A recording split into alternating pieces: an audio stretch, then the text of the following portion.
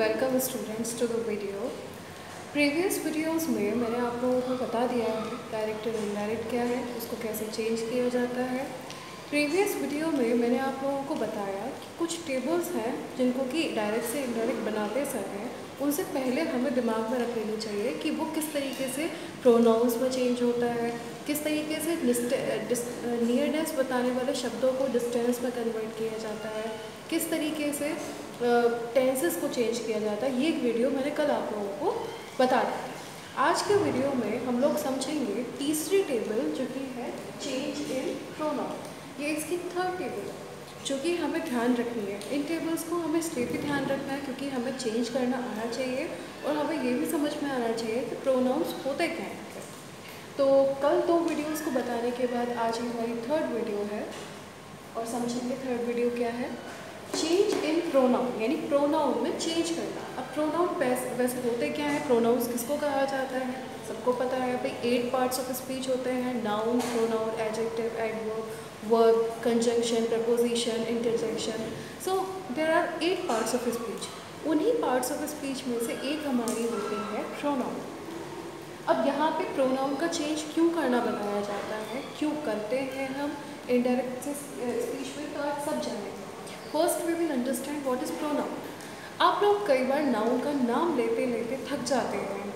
जैसे अगर मैं कहूँ राहुल एक अच्छा बॉय है, राहुल क्लास में हमेशा फर्स्ट आता है, तो कई बार हम राहुल नाम लेते लेते सेंटेंसेस में या किसी भी पर्टिकुलर चीज़ का नाम लेते लेते हम क्या हो जाते हैं, थक जाते हैं। सुनाई देता है तो वो हमें इरिटेट करता है। इसीलिए उस नाम की जगह जब हम इनमें से ही, शी, इट, दे, इन सब में से कुछ भी वर्ड यूज़ करते हैं तो दे आर कॉल्ड प्रोनाउन, यानी कि pronoun are the words which used in place of a noun.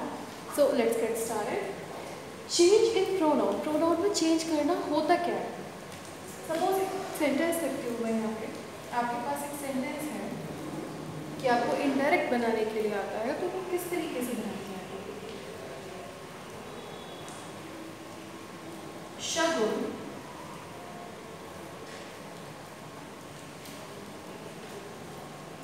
to Ravi. Shagun said to Ravi,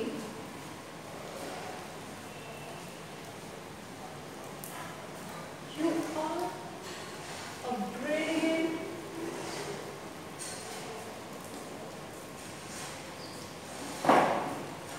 boy." So here we have a sentence which is in the direct form में दिया गया ये sentence, हम ध्यान से देखेंगे इस चीज़ को। शगुन said to Ravi, "You are a brilliant boy." शगुन ने रवि से कहा कि तुम ब्रिलियंट बॉय हो। ब्रिलियंट का मतलब एक बहुत ही समझदार, इंटेलिजेंट बॉय हो। तो अब इस ऐसे डायरेक्ट की जब हम इनडायरेक्ट बनाते हैं तो हमने पहले तो सीखा कि हमें टेंस को चेंज करना होता है। हमने दूसरे टेबल में सीखा कि अगर ऐसे ही कुछ वर्ड आ जाए, जैसे कि अगर जो नियरनेस बताने वाले शब्द हैं वो आ जाए तो उनको हम डिस्टेंस में कैसे चेंज करते हैं। अब तीसरे टेबल में हम लोग समझेंगे कि अगर सेंटेंस में यानी कि रिपोर्टेड स्पीच में अगर कोई प्रोनाउन आ जाता है तो हम उस प्रोनाउन को चेंज कैसे करेंगे। तो प्रोनाउन को चेंज करने के लिए ये हमारे पास टेबल है और हम इस टेबल को समझेंगे और उसके हिसाब से हम इसको चेक करेंगे कि किस तरीके से हमें चेंज करना है। तो first we will understand class persons. Persons होते हैं, प्रोनाउंस को 3 पर्सन्स में डिवाइड किया गया है, फर्स्ट पर्सन, सेकंड पर्सन और थर्ड पर्सन। अब देखते हैं फर्स्ट पर्सन के अंदर कौन कौन से प्रोनाउंस आते हैं, सेकंड पर्सन के अंदर कौन से आते हैं और थर्ड पर्सन के अंदर कौन से आते हैं। तो फर्स्ट पर्सन में आता है हमारा आई और we. They are called first person pronouns, यानी कि प्रोनाउन में जो फर्स्ट पर्सन होता है उसमें हमें जो 2 आते हैं वर्ड्स, यानी 2 प्रोनाउंस आते हैं, वो है हमारा आई और दूसरा है हमारा वी। सेकंड जो पर्सन होता है उसका जो प्रोनाउन होता है वो होता है हमारा यू, सिंपली यू, यानी कि सामने वाले को, सेकंड पर्सन को आपके अलावा कोई सामने खड़ा होता है तो इसका मतलब है वो दूसरा पर्सन है, तो उसको हमेशा यू को यानी आपको या तुम को सेकंड पर्सन ही कंसीडर किया जाता है। And let's talk about the third person. Third person होता है ही, शी, इट, दे और कोई भी नाम, इसको हम क्या करते हैं, थर्ड पर्सन कंसीडर करते हैं। तो ये तो रही प्रोनाउंस के पर्सन्स की बात। अब आते हैं कि ये क्या चीज़ है, ये टेबल क्यों बनाई गई है, क्यों चेंज किया जाता है। तो जब हम रिपोर्टिंग स्पीच को, यानी इस वाले भाग को जो इन्वर्टेड कॉमर्स में है, हमें जब उसको चेंज करना होता है तो हम किस तरीके से उसको चेंज कर सकते हैं इस टेबल के अकॉर्डिंग। आज वो समझिए। कई लोगों को दिक्कत आती है, कई स्टूडेंट्स को प्रॉब्लम आती है कि मैम ये प्रोनाउन कैसे चेंज किया जाता है, आप कैसे समझ गए थे। तो अब ध्यान से देखिए, नॉमिनेटिव केस। नॉमिनेटिव केस का मतलब होता है, अगर दूसरे शब्दों में मैं आपको बताऊं नॉमिनेटिव केस है क्या, तो nominative case is simply a subjective case. Subjective case होता है, फॉर एग्जांपल अगर आप लोगों से कहा जाए कि आपको एक सेंटेंस बनाना है कि राम खाना खाता है, तो आपको अगर इसमें पूछा जाए कि इसमें सब्जेक्ट कौन सा है, सब्जेक्ट यानी सब्जेक्ट इज द पर्सन और a thing which does an action, कोई जो काम करने वाला है, doer of the action is called subject. Subject वो होता है जो करता है, करता का मतलब जो कोई काम करने वाला है उसको हम क्या कहते हैं, सब्जेक्ट कहते हैं।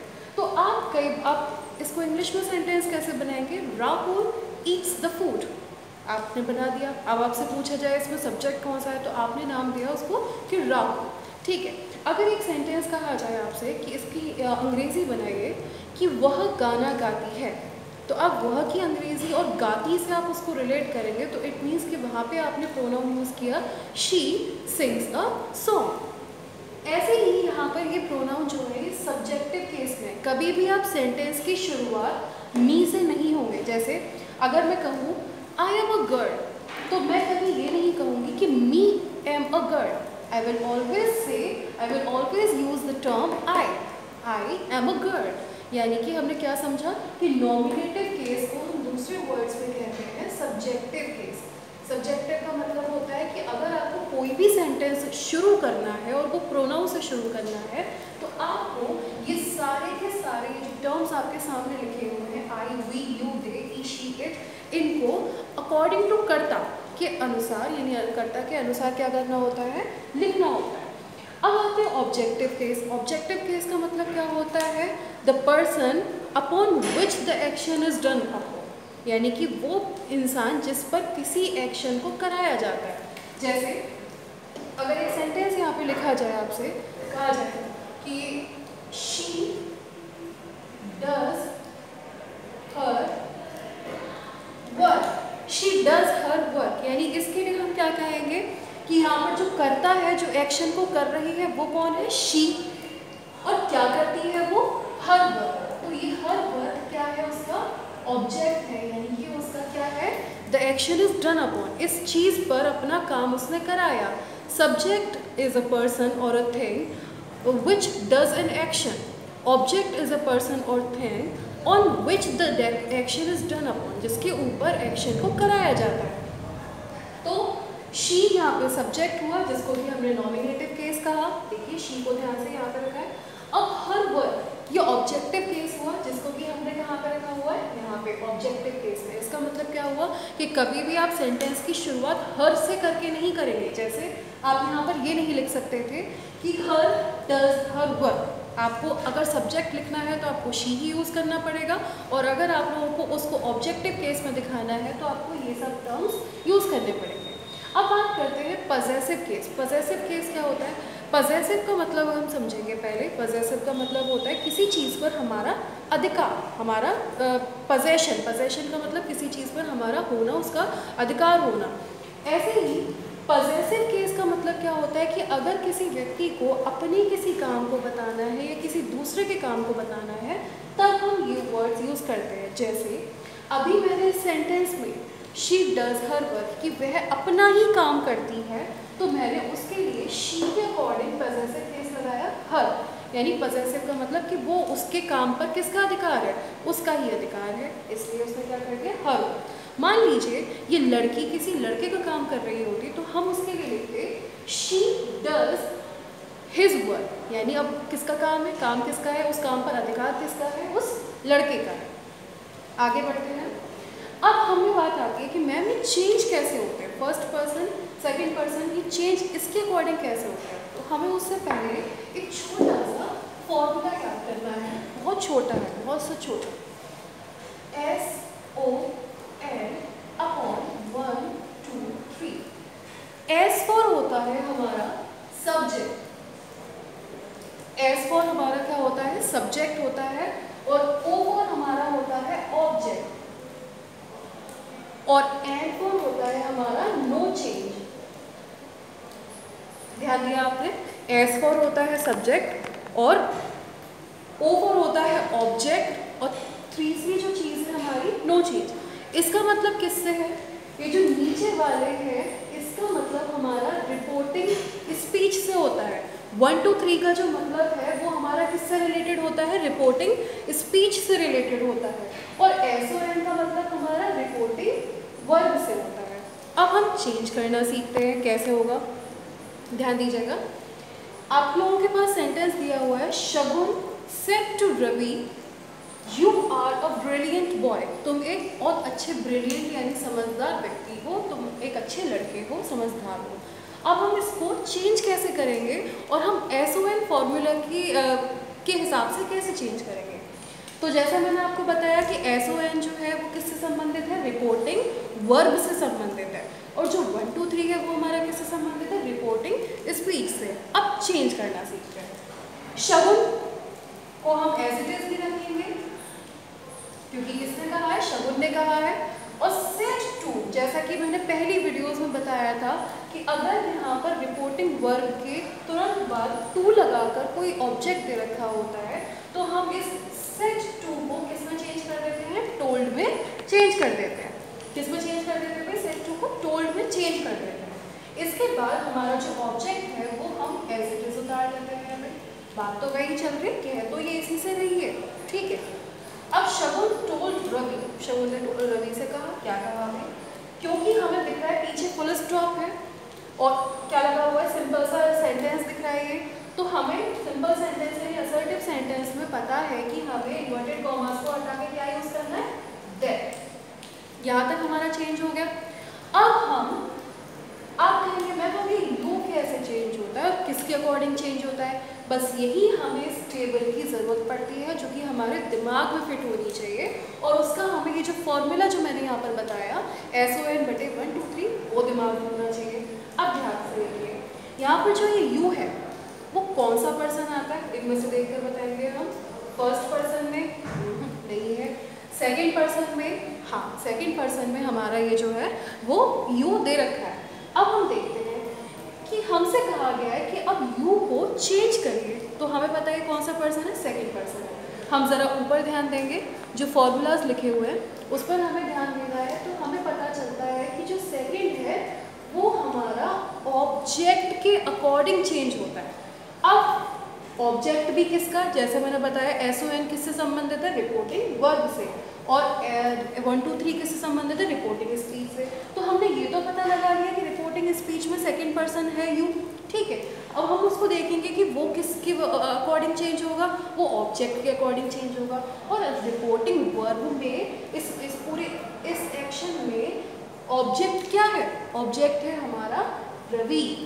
क्यों है ऑब्जेक्ट, क्योंकि शगुन तो करता है, डूअर ऑफ द एक्शन है, यानी एक्शन को करने वाली, उसका एक्शन क्या है, कहना, ठीक है।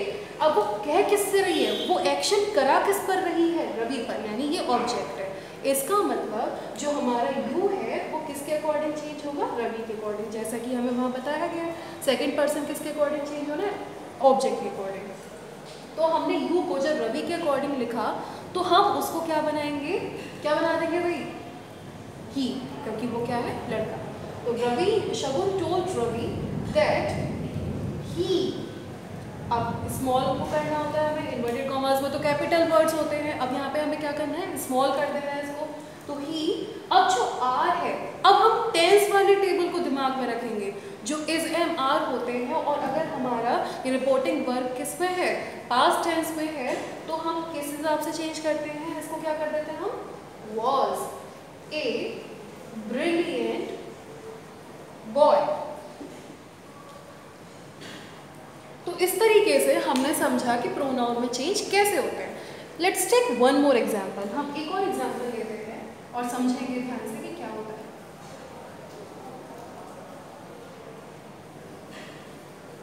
सारी वीडियोस को आप ध्यान से देखते हुए चलेंगे तो आपको सब कुछ समझ में आ जाएगा clear.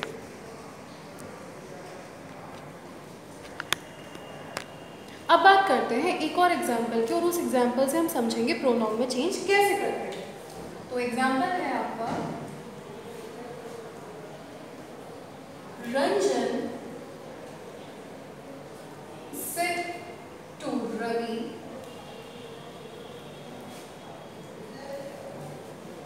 I have completed my work. I have completed my work. ये किसने कहा है भाई, किसने किससे कहा है, ध्यान से देखेंगे। रंजन ने कहा है, रंजन से टू रवि, रंजन ने रवि से कहा है I have completed my work. अब यहाँ पे हम ध्यान से समझेंगे क्लास कि किस तरीके से हमें प्रोनाउन को चेंज करना है और कई सारे वर्ड्स को हमें चेंज करना है। एक और मैं वर्ड आपकी जानकारी के लिए ऐड कर देती हूँ ताकि आपको इसको करना आ जाए। I have completed my work yesterday. इससे हमारी कल वाली टेबल, सेकंड जो टेबल है वो भी क्लियर हो जाएगी। Yesterday, I have completed my work yesterday.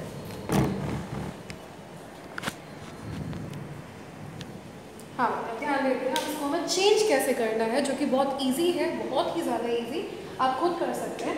फिर से हम ध्यान देंगे यहाँ पे सेड टू के बाद क्या आ रहा है, रवि आ रहा है। इसको मतलब हमें क्या करना है, इसका हमें इसको टोल्ड कर देना है। तो हम लिखेंगे यहाँ पे रंजन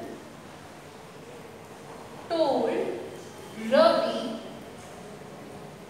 रंजन टोल्ड रवि। अब इन्वर्टेड कॉमास को हटा के पीछे दिख रहा है वही वहाँ पे क्या लिखा हुआ है, फुल स्टॉप है। तो इसलिए हम जानते हैं कि हमारे कौन से असर्टिव सेंटेंसेस हैं। तो अब हम उसको बनाएंगे Ranjan told Ravi, inverted commas को हटा के we what we use that. अब हम ध्यान देना है कि हमें प्रोनाउन को चेंज कैसे करना है। तो यहाँ पे कौन सा पर्सन है भाई, आई। अब आई कौन से पर्सन में आता है, ढूंढ के बताइए यहाँ पे, फर्स्ट पर्सन, वो भी कौन सा, आई, फर्स्ट पर्सन। ठीक है, इसको हम देखते हैं।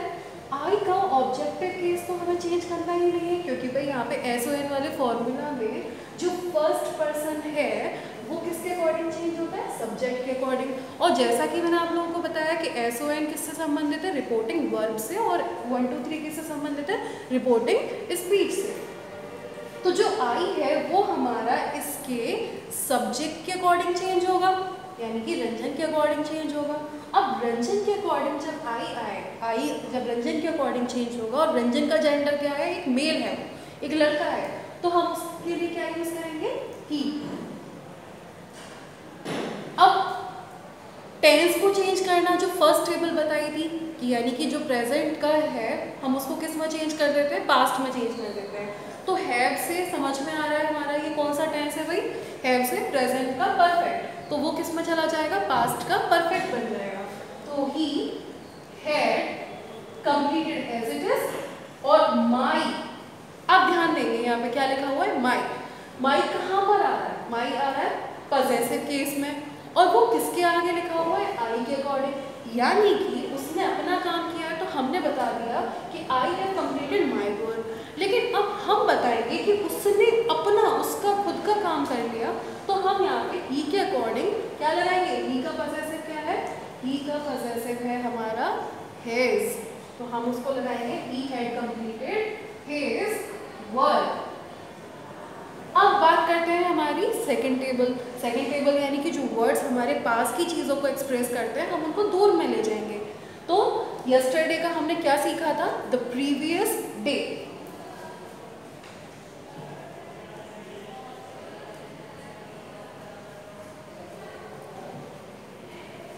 ये चीज़ यहाँ पर कंप्लीट हो गई। तो इस तरीके से स्टूडेंट्स हम प्रोनाउन को चेंज करते हैं। मैंने आपको एग्जांपल्स के अकॉर्डिंग भी हमने क्या किया, मैंने आपको तीनों टेबल को क्लियर करने की कोशिश की है। तो अब मुझे लगता है आप लोगों को ठीक तरीके से समझ में आ जाएगा। वीडियो को थोड़ा रिवाइंड करके देख लीजिएगा जिसको ना क्लियर हो। और तीनों टेबल्स हमारी क्लियर हो चुकी हैं, और अगली वीडियोज़ में हम असर्टिव सेंटेंस को कंप्लीट करेंगे। So thank you all.